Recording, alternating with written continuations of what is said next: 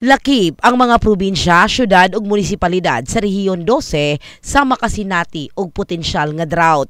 Kini ang gibutyag sa Chief Meteorological Office sa Pag-asa sa Gensan. Lakip ang Sarangani, Sultan Kudarat, South Cotabato ang makasinati og El Nino. Karong February o March mo na ang time nga mainit yung kaayo, nga makaapektuhan, nga possible sa ato ang forecast nga makaresibta o very less nga rainfall. So mo na nga possible ang dry condition nato karong February o March.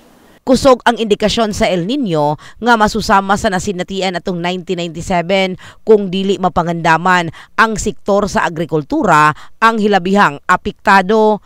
Sa ako ang pag-present atong sa ato ang mga partner agencies, katong ato ang mga DRRs nato, sa ato ang mga natay team for sa response aning El Nino nato. Samtang giandam na sa General Santos City Agriculture's Office ang ilang El Nino mitigation plan asa gigahina na kini og response nga 4.4 million pesos. Sa impormasyon sa buhatan, ang Gensan ang dunay 800 plus ka ektarya nga irrigated nga humayan og ubay-ubay usab nga ektarya sa kamaisan. Gimugna na usab sa Office of the Civil Defense sa Region 12 ang Regional El Nino Team butyag ni Jorabi Malbiniano ang tigpamaba sa buhatan.